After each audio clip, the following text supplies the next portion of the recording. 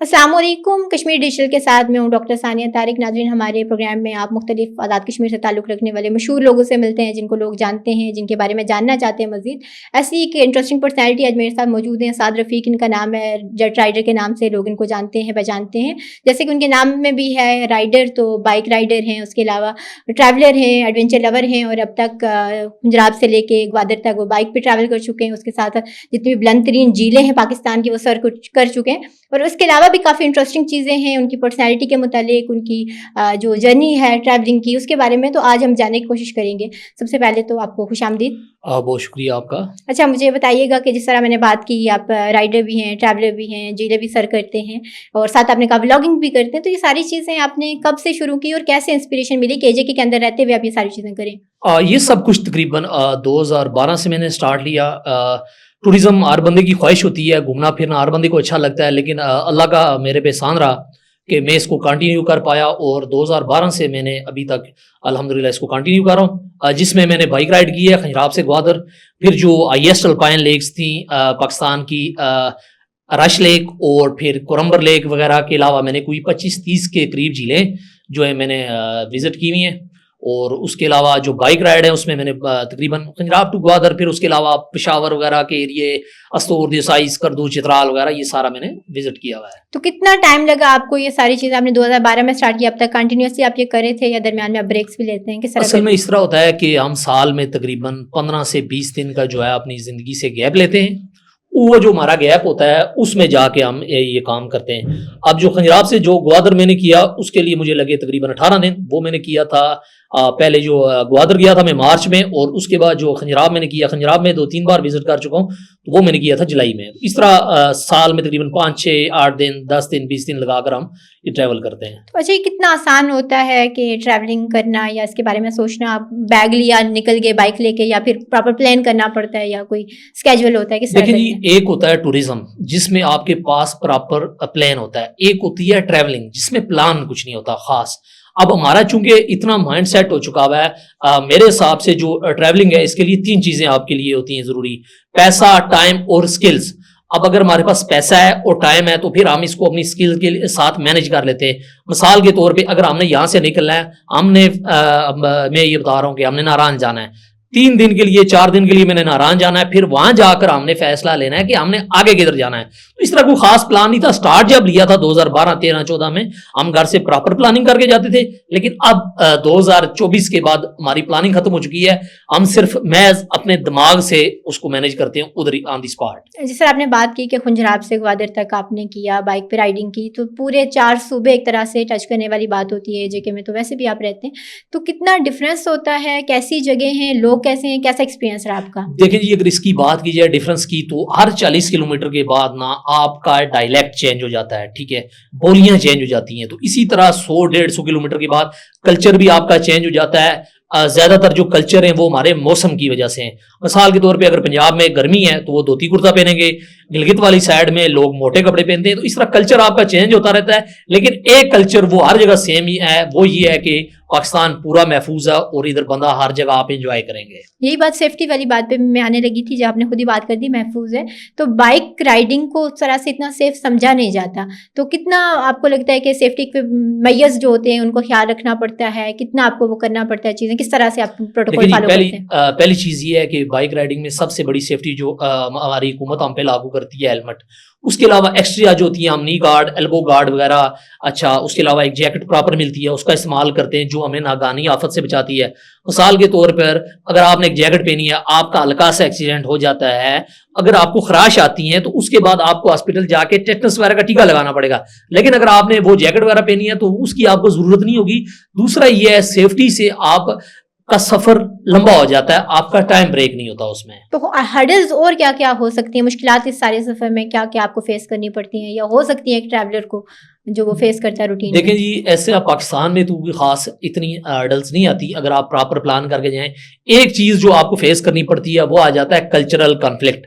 اگر آپ کسی جگہ پر جا رہے ہیں تو اس کی اگر کلچر کی آپ رسپیکٹ کریں گے تو آپ کے لیے کوئی ہرڈلز نہیں ہے. میں نے تقریباً سارا پاکستان گھما ہوں, بہت سارے کلچر ہیں, آپ ہر کلچر کو ایک باؤنڈری کے اندر رہتے ہوئے انجوائے کر سکتے ہیں, اس سے اگر آپ آگے نہ جائیں تو آپ کے لیے کوئی مشکل نہیں ہے. مطلب اتنا ٹریول کیا آپ نے تو لائف میں کوئی میموریبل ایکسپیرینسز بھی ہوتے ہیں جو یادگار رہ جاتے ہیں, یا کوئی جگہیں ہوتی ہیں جو آپ کو یاد رہ جاتی ہیں, یا آپ کہتے ہیں کہ پاکستان کے ہر شہری کو وہ جگہ وزٹ کرنی چاہیے, تو ایسے کون سے کوئی ایکسپیرینسز کے بارے میں ضرور بتائیے گا ہمیں. اچھا, اس میں یہ ہے کہ میں نے ایک سفر کیا تھا بروغل ویلی کا, کرمبر چترال, خاصا ریموٹ ایریا تھا, اور آج کے دور میں جہاں پر بہت ساری لیکس پہ گند ہے, ادھر ایک لیک موجود ہے کرمبر لیک, اس کو کہتے ہیں چترال میں, بروغل ویلی میں. چترال سے تقریباً 2 دن کا جیپ کا سفر, 1 دن کا پیدل ہے, 26 کلومیٹر کا سفر کر کے ہم وہاں پر پہنچے.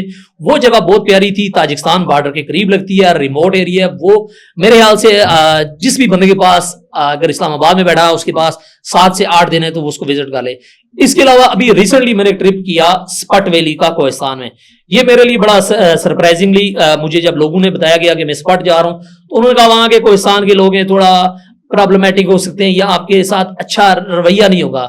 لیکن اس کے برعکس جب میں سپٹ ویلی پہنچا مائن گاؤں میں, ادھر جو لوگوں کا رویہ تھا وہ بہت ہی اچھا مجھے لگا.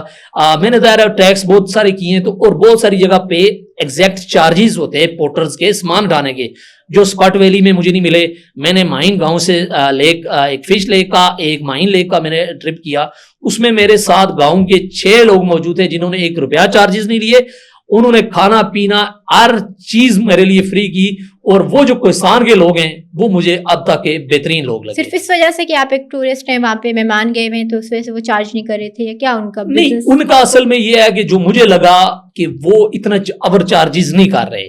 ٹھیک ہے, اگر آپ ایک انسان ہے, آپ وزٹ کر رہے ہیں کہیں بھی, آپ کو کچھ نہ کچھ تو دینا چاہیے پاس ہے نا, وہ ادھر آپ دیتے ہیں وہ ٹھیک ہے, لیکن ان کی ڈیمانڈ نہیں ہوتی. مثال کے طور پہ اگر آپ نے کسی لیک کا وزٹ کرنا ہے تو اس کے لیے پورٹر کے پراپر چارجز ہوتے ہیں, 8,000 6,000 K2 کے لیے جائیں گے, ادھر کے پورٹر کے لیے آپ کی میرا سے 55,000 روپے ہوتا ہے راؤنڈ ٹرپ کا. اسی طرح ہر جگہ کے ہوتے ہیں, لیکن انہوں نے نہیں لیے. یہ شاید ابھی ادھر کے لوگ بہت ہی زیادہ مہمان نواز ہیں, جو میرے لیے بڑا سرپرائز ہوا میں ادھر جا کر, لیکن وہ لوگ انٹرسٹنگ ہے یہ. اسی وجہ سے اسی دوران آپ نے ایک اور بات بھی کی کہ گند ہے ہماری ساری جھیلوں پہ, تو یہ کیا بیہیویئر ہے ہمارے ٹورسٹ کا, یہ کیا ہو رہا ہے, کلائمیٹ چینج کس طرح سے افیکٹ کر رہا ہے ہماری جگہوں کو اور ہماری نیچر کو, اور پھر یہ گند بھی اور یہ سب کچھ, تو کیا دیکھتے ہیں کہ کیا ہونا چاہیے؟ دیکھیں جی, پاکستان میں کوانٹٹی آف ٹوریزم بہت ہے, ٹورسٹ بہت زیادہ نہیں کر رہے ہیں, کوالٹی آف ٹوریزم یہاں پر نہیں رہا ہوا.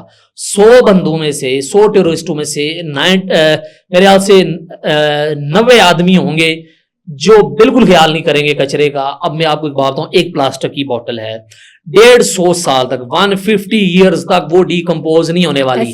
آپ نے ایک بوتل مثال کے طور پہ پیر چناسی آپ نے پھینک دی ہے, وہ 150 سال تک ادھر پڑی رہے گی, وہ اس کا گند ادھر رہے گا. اس کے بعد جو ہمارے ٹوریزم کو تباہ کیا وہ کیا پیمپرز نے. ہمارے جو شیر خوار بچے ہیں جن کو ہم ساتھ لے جاتے ہیں, ان کا کچرا ہم ادھر پھینکتے ہیں, اس سے بھی ٹوریزم متاثر ہوتی ہے. اور باقی جو بات آپ نے کی ہے کلائمیٹ چینج کی, کلائمیٹ چینج کی جو مین وجہ ہے وہ ہے ہمارے درخت کا کٹاؤ.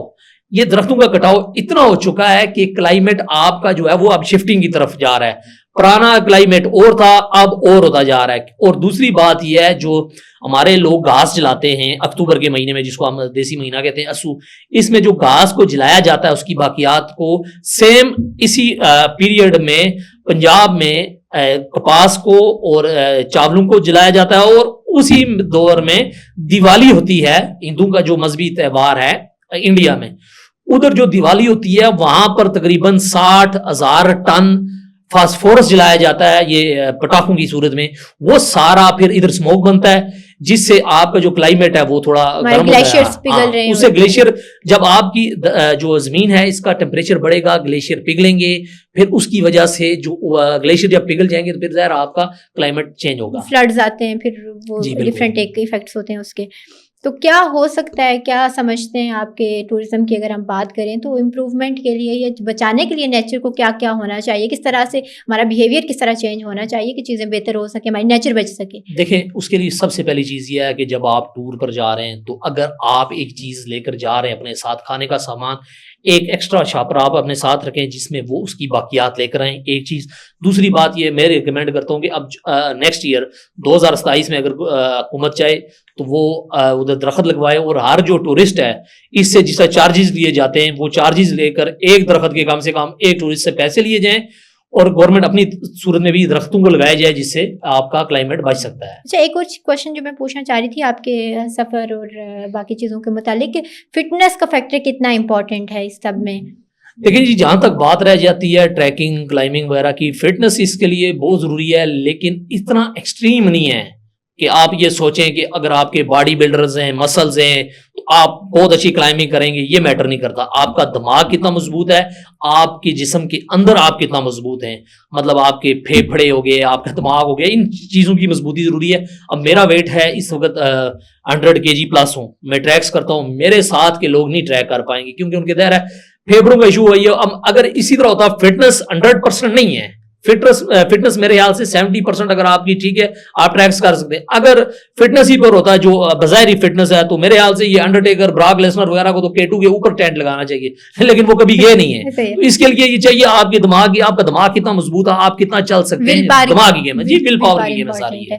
تو بہت سارے لوگ ہیں جو کہیں نہ کہیں ہمیں دیکھیں گے، سنیں گے، وہ کریں گے، تو ان میں سے بہت سارے لوگ جو ایڈونچر ٹورزم کے شوقین ہیں، کرنا چاہتے ہیں، بٹ ان کو نہیں پتا کہ کہاں سے سٹارٹ کریں. تو ان کے لیے کوئی گائیڈ لائن یا کوئی اس طرح کی چیز آپ کے پاس ہو؟ دیکھیں جی، اس کے لیے سب سے پہلی چیز یہ ہے کہ آپ نے 2 چیزوں کو سمجھنا ہے. ایک ہوتی ہے بیوقوفی، ایک ہوتا ہے ایڈونچر. ایڈونچر یہ چیز ہے آپ جہاز سے پیراشوٹ باندھ کر چھلانگ لگائیں، اس کو ایڈونچر بولیں گے، اور بغیر پیراشوٹ لگا کے چھلانگ لگانے کو بیوقوفی کہیں گے. اگر آپ نے کہیں جانا ہے تو سب سے پہلے سیفٹی میئرز لیں، اس کو ایڈونچر کہا جاتا ہے.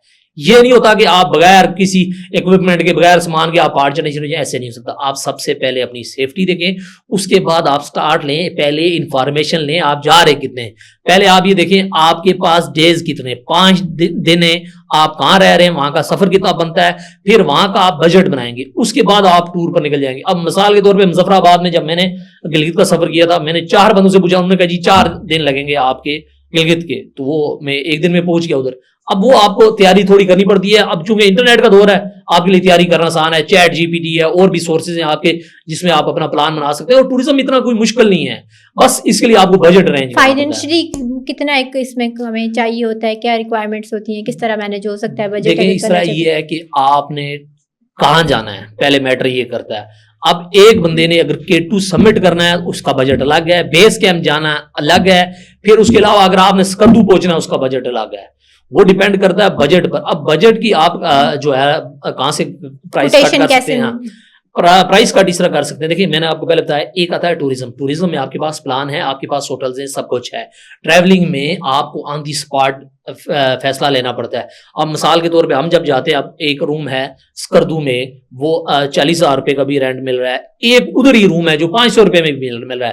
تو یہاں سے آپ اپنی پرائس کٹ دیکھیں. بیسیکلی آپ کو کمپرومائز کرنا پڑے گا. اگر آپ کے پاس بجٹ نہیں ہے، آپ لگژریز پر کمپرومائز کریں گے، پھر جا کر آپ ٹور کر سکیں گے. اچھا، اس سب میں فیملی کی سپورٹ کتنا میٹر کرتی ہے، اور آپ کے فیوچر پلانس کیا ہیں، کیا کرنا چاہتے ہیں اس کے بعد؟ دیکھیں جی، فیملی کی جہاں تک سپورٹ ہے الحمدللہ، گھر والے اجازت دیتے ہیں تب جاتے ہیں، لیکن ہمارے لوگ نہیں سمجھ پاتے. دیکھیں آپ کو گھر کا وفادار بننا پڑے گا. ماں باپ سے اجازت لینے کے لیے پہلے آپ کو پروف کرنا پڑے گا آپ ایک اچھے انسان ہیں. اس کے لیے آپ کو 2-3 سال لگ جاتے ہیں. اب میں اٹھتے ساتھ تو گلگت گیا نہیں. اب میرا جتنا بھی ٹریول ہے یہ تقریباً 10 سے 12 سال میں ہوا. اب آہستہ آہستہ آپ گھر والوں کو یقین دلائیں گے کہ آپ کسی غلط ایکٹیویٹی میں نہیں ہیں، آپ کا کریکٹر اچھا ہے، پھر جا کے آپ کو اس کی اجازت ملے گی. باقی رہا کہ فیوچر پلان ایسے ہے کہ میرا مشن ہے کہ میں مظفر آباد میں ایک آؤٹ ڈور کمیونٹی بناؤں، جس کے لیے کام شروع ہے، جس میں ہمارے پاس ایک ماؤنٹینئر ہے ولید نثار، پھر ایک جیپ کے آف روڈر فہد مصطفیٰ، اور پھر میں خود بائک رائڈر ہوں. ہمارے ساتھ رائڈرز ہیں ادھر مظفر آباد میں، جن کو میرا پلان ہے لے کر ایک کمیونٹی ڈیولپ کی جائے تاکہ لوگوں میں شعور اور آگاہی آئے کہ وہ کس طرح ٹور وغیرہ کر سکتے ہیں. بہت ضروری ہے جو لوگ پہلے سے ہیں اس فیلڈ میں تو ان کو گائیڈ کرنا چاہیے باقیوں کو بھی. اور اس کے علاوہ ایک اور چیز بھی جو میں پوچھنا چاہتی ہوں، آزاد کشمیر کے اندر ٹوریزم کی اگر ہم بات کریں، ویسے تو ہم بات کرتے ہیں ٹوریزم کا ہب ہے ساری چیزیں، تو آپ کیا سمجھتے ہیں کون کون سی ایسی جگہیں ہیں یا جن کو دنیا کے سامنے آنا چاہیے، جہاں بھی لوگوں کو جانا چاہیے، وزٹ کرنا چاہیے، جو آزاد کشمیر کی پہچان ہو سکتی ہیں، بن سکتی ہیں؟ دیکھیں میرے خیال سے پونچھ کا جو ایریا جی پیر وغیرہ کا لسٹنے سے دوسری سائڈ والا، اس میں بہت زیادہ پوٹینشیل ہے. پھر چکار کی جو زلزال لیک ہے، اس وقت ناران کی جو سیف الملوک لیک ہے وہ پورے ناران کو فیڈ کر رہی ہے، بالا کوٹ کو فیڈ کر رہی ہے. اس وقت سیف الملوک کے پیچھے لوگ آ رہے ہیں. اسی طرح زلزال لیک ہے چکار جیلم ویلی میں، اگر اس پہ تھوڑا ورک کیا جائے تو میرے خیال سے جیلم ویلی کو اچھا وہ ریونیو جنریٹ ہو سکتا ہے. جی بالکل. تو اس کے علاوہ کوئی میسیج دینا چاہیں آپ آڈینس کے لیے یا اس کے لیے میرا یہی میسیج ہے آڈینس کے لیے کہ اپنا ٹائم بچائیں، تھوڑا پیسہ بچائیں اور اپنی زندگی کو جی لیں.